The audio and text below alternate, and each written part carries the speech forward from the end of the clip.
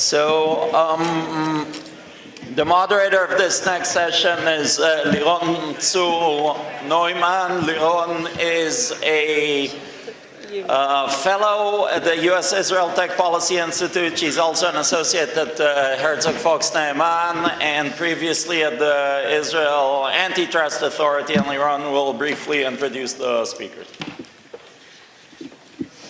Hello, everyone. Thank you all for coming. Okay, so the topic of our discussion today is the reemergence of the crypto debates over the past couple of years. And we heard earlier how privacy is not the issue anymore, rather than security. So the shift from framing of privacy versus security to one of cybersecurity versus security. With companies such as Apple, Google, and WhatsApp increasingly adopting encryption technologies for mainstream consumer products, law enforcement agencies are warning of interception capabilities are going dark. At the same time, cybersecurity experts and civil rights activists argue that providing governments privileged access will ultimately undermine security and privacy and benefit foreign governments and rogue actors. So my role here today is to present some key questions: how to balance privacy, security, economic competitiveness, and government access. I'm very honored to sit here today with the speakers who I'll present now. Professor Chris Demchak, Professor of Cybersecurity and Director at the Center of Cyber Conflict Studies and Strategic Research Department at U.S. Naval War College. Mr. Ari Schwartz, the Managing Director for Cybersecurity Services and Policy at Venable, who formerly served at the White House National Security Council as Special Assistant to the President and Senior Director for Cybersecurity. Professor Nicon van Eijk from University of Amsterdam, Professor of Media and Telecommunications Law, and Director of the Institute for Information Law at the Faculty of Law at the University of Amsterdam. And Mr. Amit Ashkenazi, the legal advisor at the Israeli National Cyber Directorate. So, Ari, can we start with you, please? Sure. What is going dark, and is the going dark metaphor accurate? So, yes and no, right? I think that the law enforcement is seeing a change, and they're looking down the horizon a bit at what that change is going to be. When I was handed this morning the new cyber defense methodology for an organization put out by Amit's organization, and nothing warms my heart more than 150 pages of cyber risk management. And you turn to page 21, right? What are the requirements for the future? Number 3. Encryption. Included in there is communications encryption, right? Under protections, and I know where these things are going to be because this is the same in risk management frameworks around the world. In the US, the NIST cyber risk framework, in the Italian cyber risk framework, in the Singaporese cyber framework for insurance, in the UK's version as well. So under protect, number 8, this one's actually really spelled out, whereas most of them it's sort of buried in there. But Israel's really spelled out encryption as an area where we're looking for controls to be put in place. And again, true in every of these risk frameworks, to some extent, or more or less, there's always controls about encryption. And that's because encryption is needed to protect cybersecurity systems into the future. We know that, and law enforcement knows that, right? So there's this effort to use more encryption, to use it for communications. Law enforcement sees that down the road. They're starting to see some phones and other equipment that comes up that's encrypted, that's harder to get into than it has in the past. Is it impossible? In very few cases, but sometimes. But they do see down the road that that's going to be the case. And that's what they're concerned about. I still think, though, today it is the golden age of surveillance, right? There is more information available now to law enforcement than there ever has been at any time, including the metadata and the communication itself. And that's just a fact. But at some point, again, that's going to level off, right? They will not be growing at the same rate that they have been for the past 25 years since we moved to digital telephony. And so that's really what they see, where the concern comes in. There are ways to handle it. I don't know if we want to get into that, or I should go into a little bit of detail about where I think some of the solutions are down the road. But You can go ahead. I was wondering, is the government really incapable of monitoring criminals and terrorists due to the encryption capabilities? I would say, today there are a lot of ways for government to be able to get that access. But government, when you say government, you're talking about a lot of different kinds of capabilities and resources. We see more at the local level. I know the U.S. better at the local level, but this is true. But I also know that it's true around the world, that at the local level, they get a device and they don't necessarily know what to do with it right away. And so it may be that the backup is kept in the clear, as most backups are today. And most devices now default to backing up in the clear, right? So we find that in a lot of cases there is information that's available, but law enforcement doesn't know how to handle that. And they don't know what the resources are to do that. So there's not enough training of law enforcement, and there's not enough information about how to get that information, what the steps are to keep the forensics of the data. Will that information always be in the clear? Probably not. But for now, that is a solution that's out there. How do we go about getting the training out there? How do we go about getting the resources out there? Then, how do the companies that have the information respond to law enforcement? How do you know that it's really an exigent circumstance and that they're acting as quickly as they can in these kinds of cases? Some companies seem to handle that better than others. Most of them go unknown, mostly because law enforcement doesn't really want the cases known out there, and so they keep the companies from talking about them, which is fine. But then the companies, that should be credited when they are working in quickly in lots of these cases, which in some cases they are, in some cases they're not today.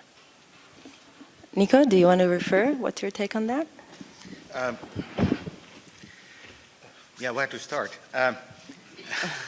Everything has already been said, with maybe the exception of one thing. I never want to be a Euro commissioner for the following reasons. Because it's a hard job that you have to do. It's a hard job because somewhere you always get lost in rhetoric. And I didn't feel really comfortable this morning with the presentation of the commissioner, where she was trying to find a balance between privacy and security, because that's actually a falsification of the debate. Actually, as a Euro commissioner, I would expect you get some basic training about fundamental rights somewhere down the line, either before you become a commissioner or when you're a commissioner. And from a European perspective, you would normally argue you have fundamental rights and you have to balance fundamental rights, like freedom of expression versus privacy. And by the way, it's not like that privacy is the principle of the principles. That's also a kind of misunderstanding in environments where every day privacy is being discussed as if this is the eternal value of life. No, we have much more other eternal values that we have to respect too, and we have to find a balance. Law enforcement and national security are allowed restrictions on fundamental rights, but these restrictions need to be well motivated and need to be proportionate, and this proportionality is something that is becoming much more important, because we move from systems where we have very detailed regulation into systems where we have a far more normative approach. And then the question is, should we rely on governments, on the European Commission, to define what proportionality is? And unfortunately, the recent experience is that this should not just be a thing for governments. This should be part of a broader system. And to give you a simple example, when the European Court in Luxembourg annulled the data retention regulation, and later on the adequacy decision in the US, and I'm not talking about much more jurisprudence that came out of Strasbourg, but most people in Europe don't know any more about the European Court of Human Rights, but it's a very, very important court. What actually happened is that the court said the European Commission was wrong, the European Parliament was wrong, the European Council was wrong. All these 26 member states that implemented the data retention directive without any serious questioning. I say 26 because if I'm not mistaken, 2 countries refused to do it. And basically, including Germany, for example, and of course we have seen the consequences. Massive terrorism in Germany and massive killings in Germany. No. We have a typical example of overreach where we were not able to determine a good balance between what were the rights and the obligations. And we see that courts are becoming more and more strict on the burden of proof. And it's the governments that have the burden of proof. It's not society that has to prove the opposite. And this is, for example, in the encryption debate where you also see this dilemma. And I think sometimes people say Dutch people are direct. I say Dutch people are also merchants. That's where the Dutch government last year said, well, we have looked at the broad spectrum of encryption, and we, in our view, see that the societal but also commercial interests outweigh the security interest. And this is also where we have to be very careful to go to, for example, levels of self-governance or what's sometimes called courtesy requests to companies. I very much promote a system called the closed system of the law. Only when there is a legal title there can be a request for information. If we go down the lane where there is room for voluntary participation, this means that citizens no longer can trust intermediaries. It means that companies can no longer trust intermediaries. This is where you have to draw the line. Doesn't that mean that we have problems to solve? We do. We know that existing systems like the MLAT system that exists in ordinary law enforcement is a very complicated system. But we have all this technology. We can make these systems more easy, more practical, even more balanced if necessary. We can establish real good oversight, for example, that legitimizes some of these interferences. Unfortunately, we focus only on one element of the debate again and again and again, and I'm really sorry to say I found that the downside of the talk of the Commissioner. I think that there is also a much more positive approach, but then again I can't really blame her because I still also often fall in the same trap that Europeans have this tendency to call it always the glass half empty. Well, actually the glass is also half full. We do have remedies, and I think if we think a little bit smarter, we can also solve some of these issues that you were asking questions about. Thank you. Chris, the FBI Director Comey argued government should not tolerate excess proof communication devices, just like it wouldn't accept a car with a trunk that cannot be unlocked. Do you think this is an appropriate analogy?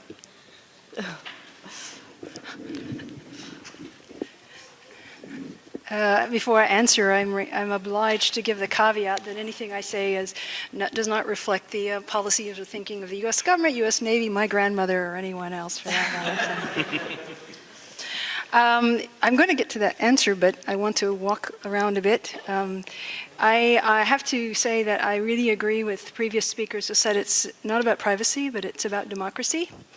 And I speak to you as someone who wrote on privacy, very concerned about privacy in a digital world, starting 15 years ago.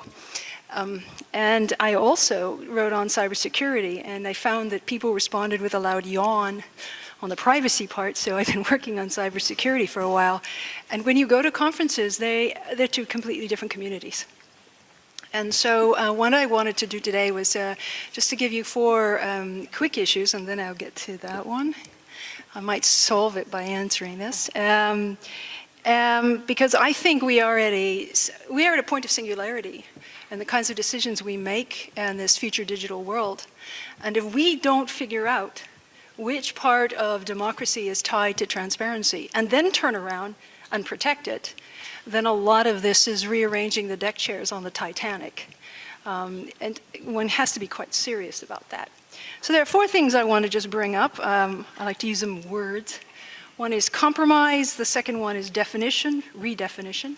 The third one is institutionalization.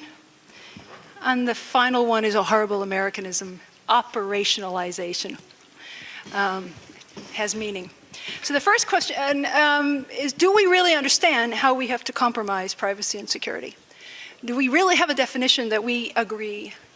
And we have advanced in the last 10 years, but actually remarkably not as far as I thought we would have by now. We need to redefine privacy.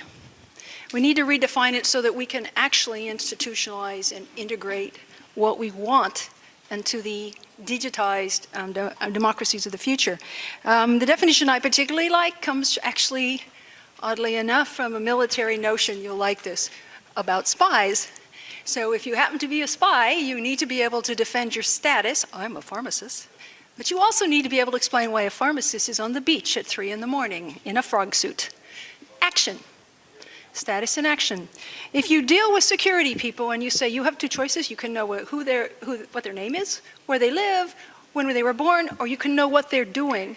As it turns out, the vast majority of security people say, I want to know what they're doing. But how do they get to that? They learn all this other stuff. So this is the opportunity we have of figuring out how you separate the other stuff, the identity stuff, from the action. And we do that automatically when we walk in the street with our shades on. I'm a Californian. It's normal. So we do that automatically. We act, but we don't announce our identity. And so our point, when we were first writing on this was 10 years ago, is that we needed to integrate a redefinition in which your privacy is more than what we call personal information, PII in the United States. It is all the other things unrelated to your action. You need to then take this definition and integrate it into your existing institutions. It's all very well to pass a law that nobody can act on or that people overact on. And one of the ways we did it at the time, in particular, still I think is relevant, is we said everywhere you go, all of us use our cell phones, we all use credit cards. We were very interested in how you integrated encryption casually, ubiquitously, so that from here forth, I would basically acquire an anonymous identity, and I could do everything I do now. There's no change to my lifestyle, except at one point along the line, I acquire this anonymous identity. And therefore, Google can collect on Mickey Mouse 123, I don't care, and anyone else, but they cannot know where I live, how many children I have, and so on. Fourthly, operationalize. Thirdly, institutionalize. You then integrate it with the private sector. The fact of the matter is the private sector has the bulk of the information about you. And they are pretty much free to do as they like. I speak, of course, from an American perspective. You need to institutionalize this, we called it traceable anonymity, into the private sector. So the final one was operationalize. We said there were three things you needed to do. One was traceable anonymity, and I'll get to in a moment what I mean by traceable, and this is encrypted. The second one we called transparent behavior transparency, mostly in transactions. That's where the private sector excels, in transactions. But the third one we can nearly never hear about, and that's what we call validation and appeal. For those of you who have served in the military, do you spend a single night worrying about what the Israeli army has information on you? No, because you know what the laws are. The vast majority of the citizens do not know how to validate when someone says, oh, I'm sorry, you can't do that. They get muddled. And they do not have any automatic appeal process when something has happened. So validation and appeal must be part of this operationalized. We call that behavior-based privacy. We wrote some articles on it. We actually did some simulations. And we think that this is the way in which you take encryption and you blend it in. Now, here's the important point. We gave the keys to nonprofit third parties, regionalized, sharded data, gridded data, with various ways to get information. And law enforcement was not allowed access to this information unless they went through a court. Basically, with a warrant, they could get access through the third party to the data that was held behind the wall, your privacy data. They, like any corporation, could buy your transactional transparent behavior data. And they could run machine learning, which is what we did. We ran machine learning on it, on our little fake world with these anonymous actors. And they, like anyone else, can say, you know what, Mickey Mouse 123 is now of interest to me. So I will now go to the court and say, these are the behaviors I have seen, and therefore I will ask them to have access. And at that point, all the validation and appeal then was already in place for us as well. Now, at this moment, I don't see very many integrated and parsed compromise solutions out there being discussed. And that's my challenge back. So to answer what the good FBI director said, had we already had behavior-based privacy, this conversation wouldn't have been held, because he wouldn't have done it that way. He would already have been able to get behavior data, and then he would have already known where to go to get the identity data with the court warrant. Thank you. Amit, so what do you think, having said all that, what's the respective role of government, companies, and the general public in cyber defense? And within the government, can you also address, should defense be separated from intelligence, from government hacking? Thank you, and thank you, Omer and Jules, for a spectacular event in data protection terms, I guess. And it's a pleasure to be here with old friends. I think that the first thing to note, and this follows directly from the comments by Dr. Metania this morning, is that I represent an institution that is in charge of cybersecurity. So what I'm saying is, from the point of view of the government, talking about cybersecurity. We're not law enforcement, we're not national intelligence, and as you've seen, we promote encryption, and my colleagues in the regulation department will be very proud that the English translation has already been shown in an international event. And anyhow, when we look at the discussion, basically, we look at the 80-20. So the 80% is making the internet, cyberspace, our computers more secure, so we can do the things that we want to do on them. And the 20 is or even less, are the cases in which government may need access to information. So from our institutional point of view, and of course this is not yet official government policy, so here comes the official disclaimer. Of course, we would be for encryption and the use of encryption by organizations in order for them to better protect themselves against the bad guys. And in that sense, I think that some of the discussion is actually has been done in the past. I mean, I recall, this is one of the first things I did in the civil service. I recall the 1997 OECD guidelines on cryptography. And when you go back to them and look at them, they're actually quite modern in what they say about the role of encryption within and cryptography within the whole balance between enabling free speech, enabling secure commerce, enabling identification, enabling non-repudiation, all of the things that we need to have a secure cyber environment, and they talk about lawful access. So in that sense, the Israeli strategy, as was briefly elaborated, separates different interests of the government, first of all, in order to make the missions a lot clearer. So when we talk about cybersecurity, we talk about securing organizations and fostering trust with the government in this discussion. And then that enables us to differentiate between different interests of government in this space.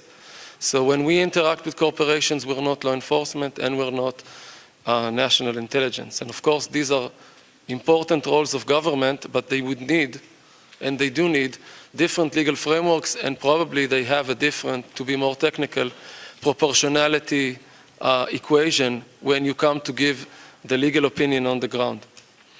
As for the cryptography debate, I think that I won't be as comprehensive as Professor Demchak before me.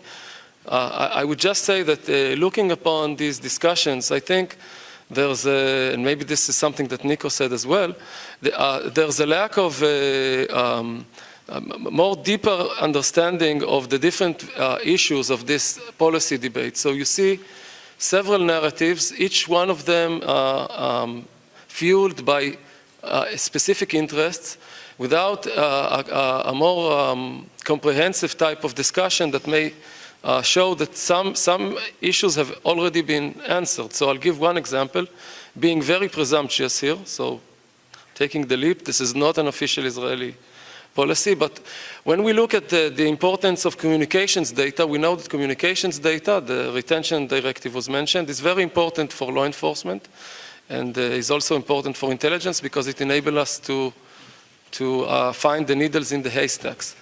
And then we look at WhatsApp, which is encrypted end-to-end. But if you read the fine print, and I did because WhatsApp is very popular in Israel and I'm a WhatsApp user, they recently changed the terms of use. And then what they said was that some of this communications data is actually transferred back to Facebook. So arguably, you would say that even though the content is still encrypted, some of the more comprehensive data around the communications are available to a third-party provider, which could be accessed in certain conditions. So I'm not saying that this is the solution.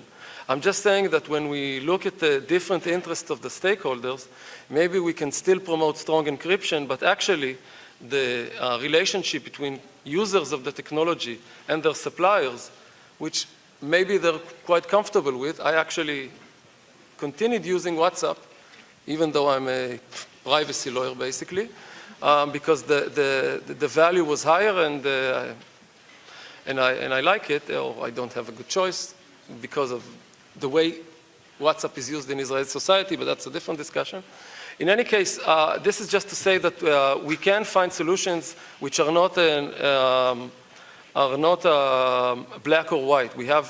We can develop more comprehensive solutions, any types of these solutions, and I think this is something that I can say very strongly on behalf of any government institution in Israel, would be based on rule of law and on due process and on factual finding of the need to do all these procedures, but they would be done, I think, in the minority of the cases.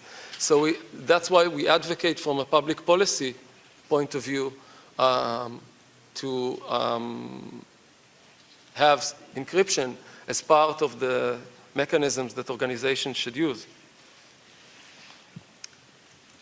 Follow up on that. I think that it's a good point, another space to move forward, and both Chris and Amit raised it in terms of, what's the scope of the metadata that law enforcement has access to. If that would be a starting point for discussion, that would be a much healthier debate than the global debate we're having right now. Now, the privacy advocates wouldn't like it, but it would be more healthy than having this discussion about adding backdoors to encryption or weakening encryption, right? Because you can have the discussion about what the metadata is without getting into the content. Now, they're still going to want access to the content. That's okay. We can have that discussion down the road, but let's move forward down this path of what metadata is there, letting people know in advance what's going to be made available in terms of the metadata and how that's going to be used. Yeah, just a quick point on institutionalizing it, or operationalizing it in this case. One of the ways we tried to handle it when we were thinking about it is, since we all use credit cards, what is the one place we all go in the United States, at least every 2 years, if not every year, and that's to register our cars. And so what we had envisioned is that the third-party actor would be in a private and public key relationship with you, and you would go as you register your car, and you would update, change your private keys, and do whatever you had to do. And from then on, that was what you used with your credit cards, with basically everything, including integrating it with your email, making it, as we say, stupid simple for people to actually encrypt. But it is technically traceable. It is technically traceable if the courts agree. And if the court agrees, then we also worked out a way that would be harder to hack. That's why we gridded it, and we sharded it, actually, across grids. And so there are ways to actually make it easier for people to encrypt, but you've got to think systemically about where they are. So. Nico, going on and asking, what do you think should be the limits on third-party assistance to government spying? Sorry again? What do you think should be the limits on third-party assistance to government spying? Well, it's more or less what I said before. I think that in a rule of law environment, any action of the government needs explicit legitimation in law. Therefore, third parties should not be in a position where they voluntarily hand over information, because basically voluntarily handing over information is a non-existing concept. So the rule of law should provide for adequate solutions where, based on a warrant or on a subpoena, access can be asked, and that access also needs to be proportionate. So for example, if we were talking about metadata, if there are metadata, metadata functionally could be as important as the content of a conversation, because courts would normally choose a functional approach. They would not make a distinction between, oh, this is metadata, therefore metadata is not protected, and this is content, and therefore content is protected. No, they would say, what's the whole goal, what's the concept, and what's a functional approach? So, and proportionality means the less infringing instrument should be used available. So if metadata, non-encrypted metadata, could be a way to solve a law enforcement issue or a national security issue, then that should be the instrument that is then defined in this subpoena or in this warrant. There is, and as you have seen in jurisprudence, we also now know that there is encryption and that the transport phase is encrypted. So therefore, law enforcement and national security needs to extend its scope also to devices. And that's where, for example, I think a Supreme Court decision, as in the Riley case, is a very important one, where courts say, wait a minute, this protection of fundamental rights is not something that is only a telco thing, a transport thing. This also includes devices. And that's why we have this new interesting debate about, for example, can you put malware on devices in the context of law enforcement and surveillance. And yes, basically those remedies are toolkit remedies, and maybe there are some remedies where you would say this is going too far. This is something where we say we reach an ethical level where we don't want to have certain devices available. Famous example is the interaction with health devices like a pacemaker, the famous Dick Cheney example, but you could imagine that in this system of checks and balances, somewhere oversight says, wait a minute, everything is allowed, but we are not going to hack pacemakers. Because that would mean that we have access to possibilities to directly kill people, or we are not going surreptitiously insert devices in people's body when they go to the dentist or so. You've watched the James Bond as an option. But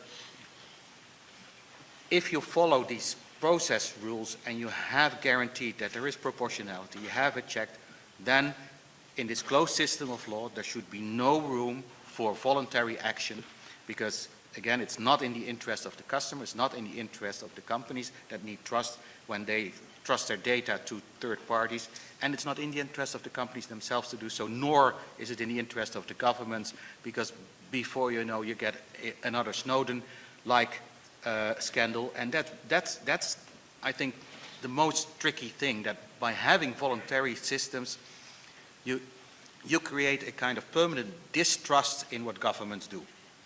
And I know that not everybody agrees with this, but nevertheless, I think it's very well possible to find an operational way to deal with these kind of things. I mean, I agree that there's an operational way to do it. I think at some point, though, it comes down to, you get down to a level where if you don't do voluntary at a certain level, you're going to be spending all of your lots of time and resources, both the government side and the company side, on cases where everyone is going to agree and it's going to fly through the courts anyways, but you still end up spending a lot of resources on it. At some point, you got to have that kind of level of saying, if it falls below this level, it's just a voluntary decision. But yeah, I agree that there has to be some level at which you decide above this case, you know, that it needs to go to the courts, and below this, it can go through. So. Courts recognize that, for example, in emergency situations, really explicit emergency situations, you can have what's called an ex post system. So you act and then there's legitimation, but there is still legitimation through a normal procedure. So there are all kinds of solutions that are often being ignored or don't fit in a particular agenda. I think we have seen outside this particular field that we can take. Let me give you an example. The advertising systems that we use on the internet take decisions in nanoseconds. Partly automated decisions, that's where we have to be very careful. But we do have all kinds of technologies and possibilities and things happening in daily life, automated cars, where billions of decisions are taken in a few seconds. So, Yeah, but if a court had to make a decision every time you need to take a right turn, not many people would be making right turns. So at some point, you got to decide, you know, we don't need third-party oversight for literally every decision that's being made between government and exactly, companies. and your point is absolutely right. Therefore, whether or not you take a right turn should by definition be out of the scope of these kind of remedies, because that's nitty-gritty stuff. The fact that we can maybe see everything is not a legitimation. Data retention rules in Europe were overthrown also because it was totally unclear what, for example, falls in the category of so-called severe crimes, because data retention is allowed when it comes to very severe crimes. But what are severe crimes? You know, in the Netherlands, qualified bike theft is a severe crime. Qualified means that you give me your bike. And so there's not just stealing of the bike, but there's also something physical linked to it. Or cutting ears of dogs is a serious crime in the Netherlands, which would allow for mass surveillance and for data retention.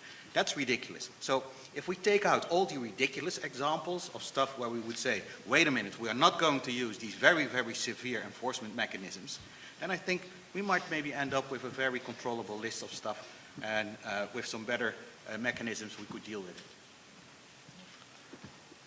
I just, Sorry, I wasn't the rest of you.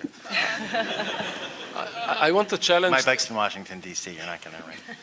I want to challenge the consent thing, maybe the government here again, but so let's assume that we have community rules. We heard about community rules, right? They're created by the community or by Facebook. I'm not really sure because, but we have rules and these rules are clear to the users, and then the user doesn't obey the rules or which he consented to contractually, and these are situations in which the government may want information. And let's say that this is all regulated in a transparent manner, which is clear to everybody. Why would we need a third party here? Let's assume that we don't get an ex post affirmation by a judge, but something more like a transparency report. So we have the possibility for the community or the public at large to discuss the scope of this phenomenon, and we can see whether this is really massive or whether it's with some discretion.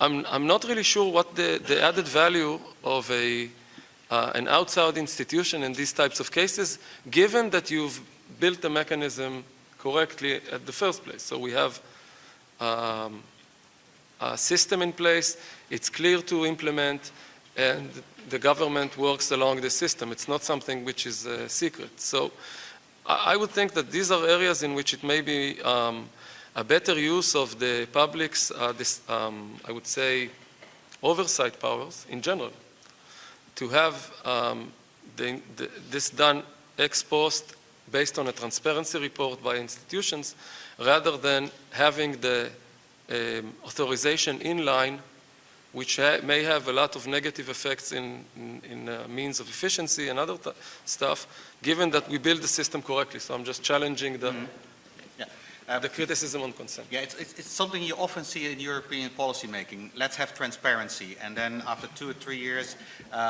it becomes clear that transparency is a means and not a goal in itself. So yes, I'm also very much in favor of a lot of transparency, if possible, but at the same time, we also know that in this area, a lot happens that can just not be transparent, maybe to oversight committees, but not to society. So we also, from that side, we have to be realistic about the legitimate interest of law enforcement and national security. Chris, do you want to take on that?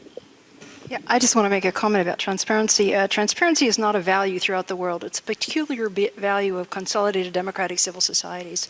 So when we fight about it, it's because we trust the institutions to which we have externalized our trust into these institutions. The difficulty with transparency in this context is you cannot trust the user. The Germans have a law that if you let your computer get basically compromised, you owe them 50 euros, and they haven't gotten any money off of the German user. My sense of it is that one of the reasons we went for something that was automatic and integrated in what you did normally is that it wasn't just the government that we were concerned about, it was the private sector. And the amount of data they had and the lack of controls over what they did with it. And so in our world, the user controlled those interactions by that going to that kiosk and getting your own Mickey Mouse 1, 2, 3 traceable identity. There were going to be other aspects to it. Interestingly enough, you live in the United States, you were probably going to lose your mail delivery at your house. We figured you could live with that. But it also meant that you had much better control over what was a transactional piece of public data that went out to everyone. If you are a firm, it meant that you could find out how many people like to buy milk in a particular town, but you did not need to know everything else about them. And therefore, transparency became closer to under the control of the actual user, but seamlessly. And what do you think about encryption? Does it increase efficiency and welfare, or are there ultimately a zero-sum game? Do you think that encryption advances efficiency and welfare, or are they ultimately a zero-sum game?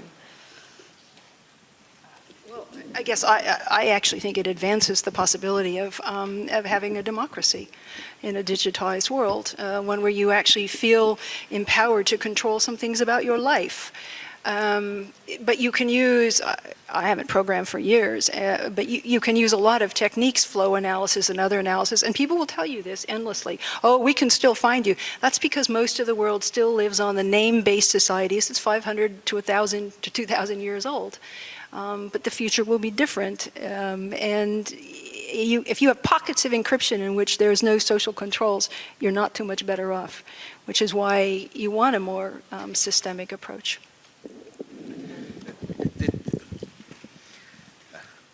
Yes, there are all kinds of good reasons for encryption, and particularly in the transport phase. And there's still a lot of discussion about when is data still in transit, because the internet is very intransparent when it comes to where are your data.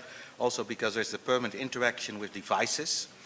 And this is also where the example that was given about the changing terms and conditions, I think a lot of people are not aware that there is a big difference between the encryption of their traffic and the information on their device being non-decryptive. So your device becomes more the risk factor than the communication itself. So communication secrecy is on the one hand something that is linked to encryption, but it's much broader than just encryption.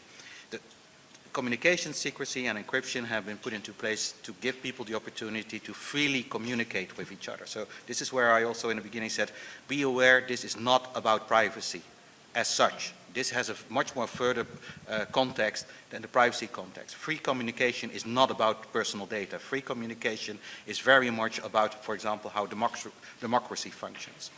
So and for last point, and we know encryption is dead. At least I'm talking to quantum computing people who claim that somewhere in the future, this is by the way a 10-year program, so 10 years is, for lawyers, that's actually beyond what we call future. But they say, well, encryption will be killed by quantum computing. Or are we maybe, by the time that quantum computing is able to do that, are we going to say, wait a minute, this is like making the atom bomb and we will not allow people to build quantum computers?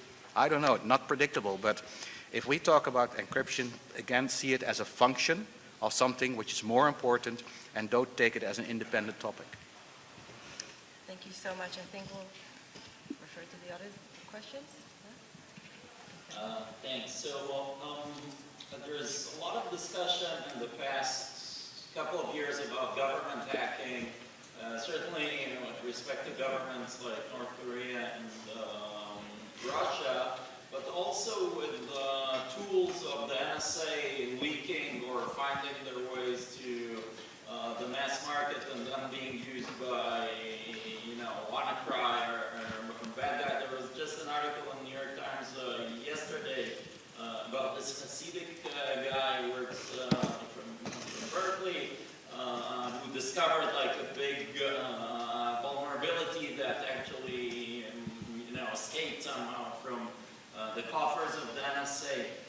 Should government store 0 days and vulnerabilities, or should it share publicly with, or at least, with the affected companies? So this is something I've written a lot about. I wrote a paper for the Belfer Center at Harvard about this, and it's something that we worked on when I was in the Obama administration as well.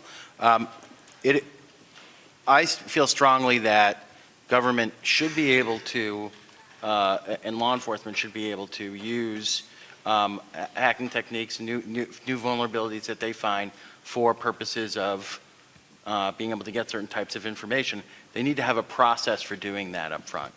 Right? It has to be a transparent process of here's what we do. There has to be some idea, at least at a high level, principles that they follow by, here are the types of things that we would get, that we would use these vulnerabilities for, and then a process for disclosing those vulnerabilities after they found them, right?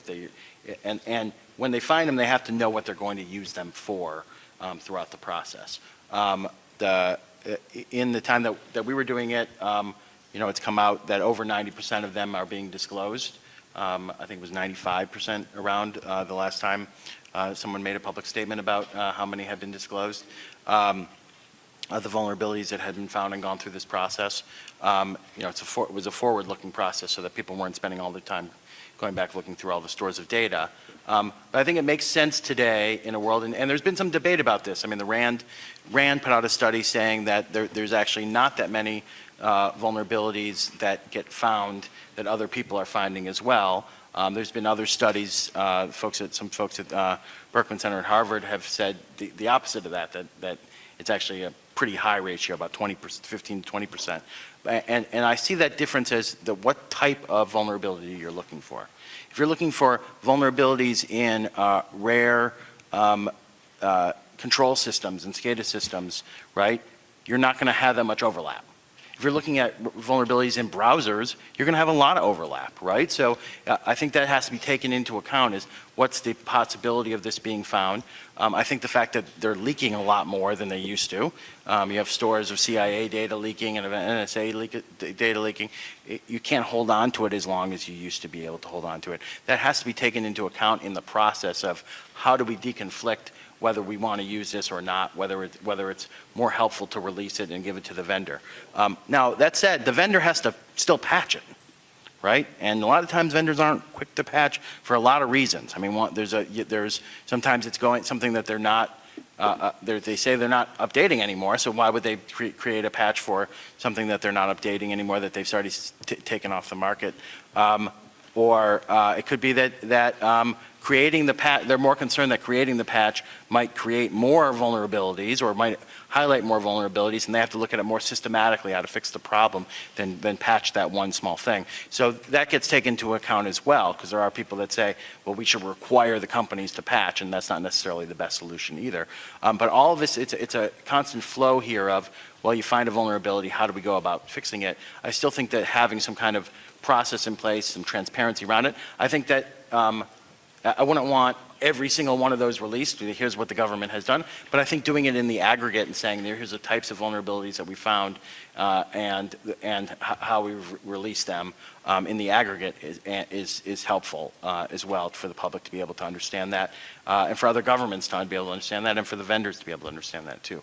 So I think that there should be a process in place. I think that this idea of governments being able to find vulnerabilities, investing more R&D in finding vulnerabilities and then using them for certain circumstances will help us to take some of the pressure off this encryption debate as well. Yeah, very quick one about this, because I partly agree, partly disagree. I think whether governments use 0 days, that should be part of a decision-making process that includes other interests than just the law enforcement and national security interests. That needs to be a balanced test. Because the economic consequences can sometimes totally outweigh the law enforcement arguments. Just to give you an example, the Dutch government is now looking into a law that would allow these kind of 0-day issues to become more visible, and they now recently said, we will not search for 0 days, but number two, if we buy stuff that uses 0 days, then we basically don't care. The famous black boxes. It was said, we buy stuff that, and was said in public, we buy stuff of which we don't know how it actually works. And I think that's something that is very difficult to pass a proportionality test. We buy into stuff and we have no idea how it actually works. I don't think that that's something a government should be proud of. So there is still a 0-day issue, even if you don't try to find them yourself, because they are elsewhere out there. So, as I mentioned, the institutions I work for, one of them quite young, just celebrating today its public outing, I guess. I don't know. It's like when in the day of the kings, you know, he brings his pretty daughter to the court the first time, right? So this is why we rushed out after the morning, because we went to see a room full of people, and indeed a new authority in Israel has been born, and it's not trivial. So I think it's a delicate and difficult discussion, because even once you have a 0-day, then the question is, does the vendor have a patch? And then, as we've learned, even in the WannaCry event, the patches were already out there because Microsoft acknowledged the patches. But then, when things went out of hand, and if the news reports are right, they went out of hand for the attacker as well, then the things that we had to do was to get as fast as possible to all the companies that delayed the installment of the patch to the 0 day. So this is day 1, day 2, day 3. So this is the challenge. In any case, this is from the cybersecurity perspective. The deconfliction is the key issue, and it requires, I guess, a streamlined process. I'm not sure how much transparency there will be there, because tools, techniques, and methods are quite important in this field. But I think this is something that we will have to see as we go along and become more impactful in the Israeli private space. I'm intrigued by a comment on name-based individuation. It will not be the same in the future. Democracy individuates. Technology atomizes. The joint result is the isolation of the individual, the citizen. That has a dual concomitant effect: empowerment and disempowerment together. Now, if it's not going to be a name-based society, the implication can be dual. Either it is de-individuation, or it is individuation by other means. I would be very, very appreciative if it could be elaborated. This point is intriguing. Chris? Yeah, so I wrote a piece on this. Names are a convenience, and they're an administrative convenience. Basically, for most of the history of the human race, we didn't move from very far from where we were born. And so for anyone who ever came, for example, from Northern Europe, if you were from Sweden, your name was Jacob Jacobson.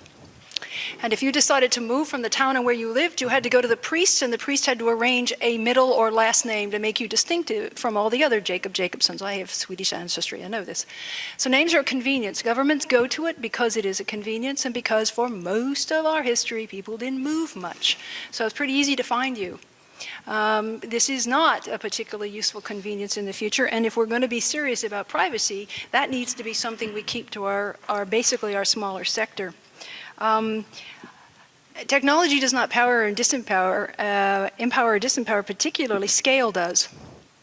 So if we had a very small network in here and we did everything I said we were going to do, then a couple of my friends would know my real name and so on, but just no one outside of my particular circle or community would know it.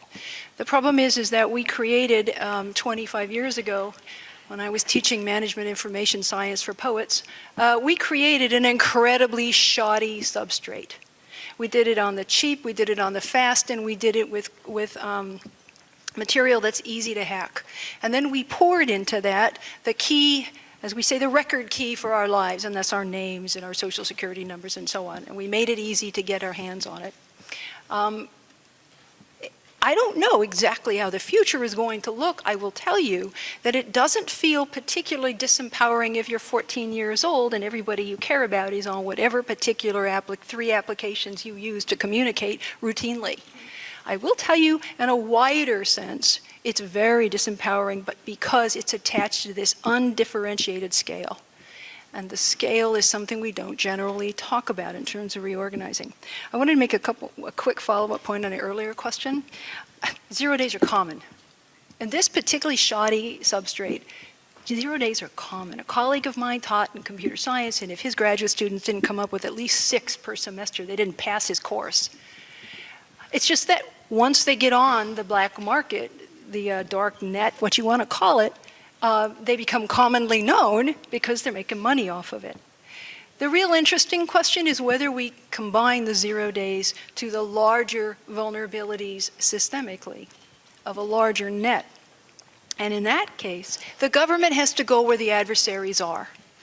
So we can argue all we want about governments not using 0 days or not checking on the vulnerability, and then we can complain that they don't come and protect our private sector. They have to go there. And so one of the questions is, to what end are we doing this? I say we're defending the transparency, this unusual value in democracies, but we also have to figure out how to hold off long enough to transform the underlying really shoddy substrate. And that will involve encryption. And if we are clever, that will involve designing privacy, i.e. distinctions between identity and behavior, for the future that's institutionalized. Thank you so much, everyone. Thank you so much.